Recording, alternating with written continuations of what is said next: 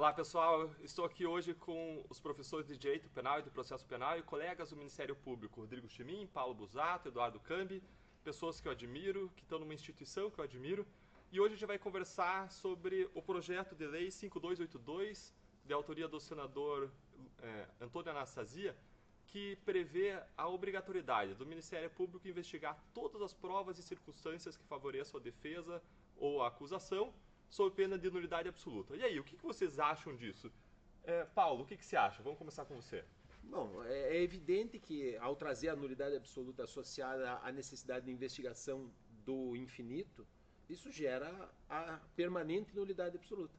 No final das contas, se você deixar de fora alguma coisa, que vai ser uma situação sempre possível, é impossível esgotar todas as linhas de investigação, seja de acusação, seja de defesa, até mesmo porque a defesa, no curso do processo, vai apresentar uma nova versão que certamente já não foi refutada ex ante. Então, vai surgir sempre uma nova linha de investigação que não foi vista.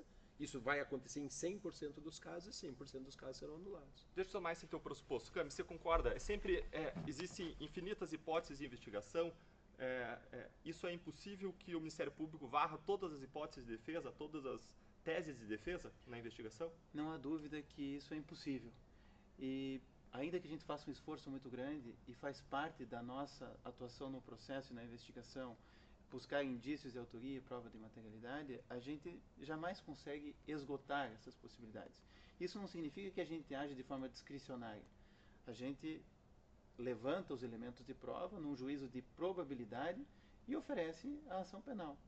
De modo que esse projeto, embora parta de dois elementos importantes, que é o Estatuto de Roma e o Código Penal alemão, nenhum deles diz que temos que esgotar todas as possibilidades. Afinal de contas, tem um advogado, esse advogado é indispensável tanto no inquérito, no procedimento investigatório criminal, quanto no processo penal, tem um papel relevante e cabe a ele trazer as teses defensivas. O Ministério Público, sim, trabalha com o ônus da prova, há uma presunção de inocência que nós precisamos romper e levar o caso ao Poder Judiciário. Agora, nós não podemos fazer as vezes do advogado de defesa. Nós temos que atuar para a promoção da justiça. Quando investigamos, muitas vezes arquivamos os inquéritos ou promovemos denúncias parciais, mas não podemos, de modo nenhum, substituir o advogado sob pena de nulidade absoluta no processo, aí sim uma nulidade consagrada na jurisprudência do Supremo Tribunal Federal. Assim, a gente estava antes conversando aqui sobre a posição do Ministério Público, que está numa posição de parte, mas tem um dever de impessoalidade. A gente estava conversando sobre esses precedentes aqui, ou essas bases dessa proposta, o Código Alemão, o Estatuto de Roma, a regra de Brady, mas, de novo, mesmo que a gente concorde com esses pressupostos, mesmo que a gente concorde com essas regras estabelecidas no Estatuto de Roma, no Código Alemão, no precedente da Suprema Corte Norte-Americana, mesmo que a gente concorde com o Brady, que o Ministério Público não pode suprimir nenhuma evidência de cunho absolutório da defesa, isso não implica que a gente concorde com esse projeto, porque esse projeto ele prevê duas coisas que essas outras regras não prevêem, que é a necessidade de investigar todas as hipóteses de defesa, o que de novo é impossível, e traz ainda essa sanção de nulidade absoluta.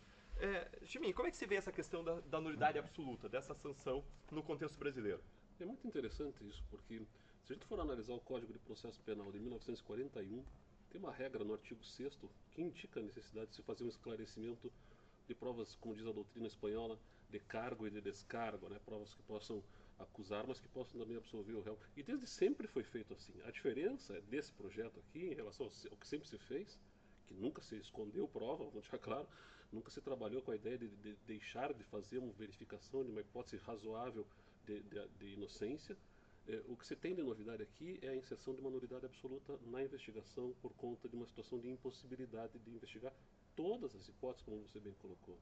E me parece que isso vem num caminho de propostas legislativas recentes e de decisões jurisprudenciais recentes da Suprema Corte que estão favorecendo as nulidades nos processos, particularmente nos processos de criminalidade elitizada, porque as estratégias de defesa vão se esvaziando. Se eu não consigo fazer ataques frontais à prova, se eu não consigo desconstruir a prova, porque a prova é uma prova documental, que deixa claro que o sujeito realizou um crime, porque eu tenho o nome dele numa procuração, onde ele movimenta um dinheiro, que está numa conta de uma empresa fantasma, titularizada por Laranjas Panamenhos, tal, e ele tem a procuração no nome dele para movimentar essa conta, ele não tem muito o que dizer. Quer dizer, a prova ela é escancarada, então me sobraria como advogado fazer ataques laterais de prescrição e nulidade. Prescrição está sendo já diminuída a possibilidade por algumas mudanças legislativas de 2010 e até uma que veio agora no pacote anticrime, que suspende prescrição em caso de recursos não admitidos, né? E você tem aí o campo das nulidades, que é um campo vasto e que está sendo alargado aí a passos largos também, pela mudança que a gente viu no pacote anticrime, criando aquela cadeia de custódia no processo, que vai uma série de requisitos de detalhe. Ela é bem interessante de analisar, porque a lei ela vai num grau de detalhamento assim que dá a impressão de se faltou um disso aqui, está tudo nulo. E é justamente isso que se espera, que falte um aspectozinho daquele ali. Porque ao faltar um aspectozinho daquele ali, eu tenho um argumento para anular o processo. O mesmo parece vir aqui, quer dizer, você tem também aqui uma possibilidade sempre de argumentar a nulidade, porque sempre há a possibilidade de inventar, ou criar, ou hipotetizar uma situação que não foi pensada no curso da investigação. Vai ficar sempre aberta a porta da nulidade processual, o que é o que se deseja quando você está envolvido em crimes de alta envergadura, com dificuldades de fazer ataques frontais a provas documentais que revelam a culpa do sujeito. Se eu não posso me livrar do processo provando a inocência, eu vou me livrar do processo dizendo que ele é nulo e caminhará para a prescrição. Era a tradição do direito brasileiro. E a gente não está aqui julgando a intenção de quem propôs esse projeto. Ele pode ter sido bem intencionado, até tem por base pressupostos com os quais a gente concorda, do Estatuto de Roma, da regra Brady, mas nós analisamos como ele foi proposto, a redação em que ele foi proposto e as consequências que essa regra, se for introduzida no direito brasileiro, tem sobre investigações e processos.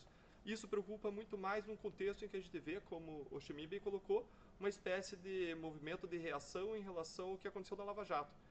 A partir do que você já estudou sobre o que aconteceu na Itália, Chimim, como que você vê esse momento legislativo brasileiro? Está mais sutil no primeiro momento em relação à Itália. A Itália teve algumas mudanças legislativas muito mais potentes, e não veio de uma vez só. Mas quando a gente começa a perceber a somatória de ações, fica, me parece, assim, olhando de fora, uma reação mais ou menos consistente. Quando você vê decisões do Supremo anulando processos, porque depois de 5 anos resolveu dizer que era da competência da Justiça Eleitoral, mudando uma forma de interpretar que estava predominando há 5 anos desde o início da Lava Jato. E gerou anulação do caso Passadino agora no final do ano passado, né? Quando você vê o Supremo também inovando na interpretação da apresentação das alegações finais em réus colaboradores, invertendo a ordem, coisa que nunca se discutiu no direito brasileiro. Não teria nenhum problema até de se inovar em termos de interpretação, mas desde que seja daqui para frente, muda a regra no meio do jogo com efeitos retroativos, anulando boa parte dos processos. Quando você vê, portanto, atuações legislativas que vão sempre introduzindo novas regras no código, o código está recheado de regras e as mais variadas regras permitindo que em algum momento você tenha uma regrinha para poder invocar, dizendo, oh, mas aqui, peraí, aqui não foi observada essa regra. E veja, regra é importante observar as regras do jogo. Só que quando o jogo tem um caminhão de regras, fica impossível de você atender a todas elas, porque numa situação de normalidade vai chegar num ponto em que as regras se sobrepõem à própria razão de ser do jogo, o jogo processual vira um jogo de nulidades. É mais ou menos o que está acontecendo. A preocupação é quando se fere, todos nós concordamos que não deve ser violado nenhum direito fundamental de réu, que eles devem ser preservados. Agora a questão é, às vezes, uma vírgula, uma filigrana que não viola direito fundamental, quando juízes e tribunais entenderam que as provas são válidas, as decisões são válidas, vem um tribunal por uma maioria de 3-2 por uma matéria de discordância, e pessoas razoáveis discordam razoavelmente sobre muitas coisas, numa matéria de discordância vem a derrubar toda uma operação. Essa é a nossa preocupação, né? Percebe que tem um alinhamento entre isso que o Rodrigo disse, da questão de mudar as regras do jogo desde um ponto de vista jurisprudencial em relação àquilo que foi produzido já, e esse projeto. Porque se você perceber bem a inserção do dispositivo a respeito da investigação pré-processual, lá no capítulo da prova, gerando uma nulidade processual, é o objetivo de capturar alguma coisa do passado e trazer para o presente como uma inovação, algo que não foi visto lá atrás, que eu percebi agora e que eu trago para anular desde trás todo o feito. Regra de processo com conteúdo material, efeito retroativo. É o mesmo proceder da jurisprudência. Né? Regra processual com conteúdo material, que vai se invocar na sequência. Ou seja, se essa regra for aprovada, ela vai se aplicar para o passado, colocando em mais risco ainda vários processos da Lava Jato que já têm sido colocados em riscos pela aplicação retroativa de novas regras que estão sendo criadas. Só para o nosso ouvinte ficar claro, porque regras de processo, normalmente, quando são alteradas, elas só se aplicam dali para frente. Só que dependendo do conteúdo da regra, ela pode ter um conteúdo material e ela aplica-se retroativamente se favorável ao réu. Porque esse é o direito de Que é o defesa, caso, que é o claramente. Só também para acrescentar, para o público em geral, o Ministério Público tem uma série de regras para observar quando faz o procedimento investigatório criminal. Isso foi uma construção da jurisprudência do Supremo Tribunal Federal, num contexto também de súmula vinculante 14, que dá ampla liberdade para a defesa interferir nas investigações. O Conselho Nacional do Ministério Público tem a Resolução 181 de 2017, portanto, há um regramento extensivo. O Ministério Público não pode jamais esconder provas, não quer esconder provas, Isso é importante trabalha deixar de forma transparente, de modo que, de modo nenhum, se quer sonegar da defesa um elemento imprescindível, afinal de contas, é dever do Ministério Público zelar pela ordem jurídica, cumprir a Constituição, e essas investigações estão sujeitas também ao controle jurisdicional. E a consequência, se o promotor esconde provas que podem inocentar o réu, me parece que ele, inclusive, comete um crime. Agora, você não pode regrar uma situação de que fazer com que ele tenha a pretensão de verificar todas as possíveis e inimagináveis linhas de investigação. Aliás, a lei de abuso de autoridade ampliou o leque de crimes, uso de prova ilícita, requisição de investigações indevidas, ou seja, existe um monte de regras que disciplinam a atuação investigatória do Ministério Público, de modo que não faz sentido criar mais uma justamente para plantar nulidades absolutas. E falam-se claramente em nulidades absolutas. O problema todo desse projeto não é o parágrafo... Primeiro. Não, primeiro, não? 156. Não é o parágrafo primeiro. O parágrafo primeiro está ok, ele sempre foi assim. Não tem novidade nenhuma aqui. Todas, né? Tirando todas. O problema é o parágrafo segundo, que vinculado com o todas, gera uma situação de inviabilidade. Né? Assim, ao Ministério Público interessa tanto a condenação do culpado, como também interessa a absolvição do inocente, claro. né? Vocês têm mais algum comentário? Só deixar claro que não, nessa tua linha de raciocínio, que não se investiga, o Ministério Público não investiga para achar um culpado, mas sim o culpado, caso exista. Isso é da tradição do Ministério Público. Essa regra, ela, no entanto, vai num caminho diferente. Vai no caminho de inviabilizar a possibilidade de se alcançar e responsabilizar quem comete crimes de estrutura organizacional, empresarial, a criminalidade organizada, estruturada no colarinho branco. E também é importante dizer, ao contrário do que alguns estão dizendo por aí, que o Ministério Público ele não pode acusar com base na íntima convicção. Tem que ter um elemento de prova mínima, justa causa, para que essa ação penal prospere. Então, não há uma discricionariedade do Ministério Público que pode fazer o que bem entende na investigação. A atuação é baseada em fatos, em provas na lei e é revisada em 3 diferentes instâncias, além do próprio juiz que atua, perante o qual atua o membro do Ministério Público. Né? Isso aí.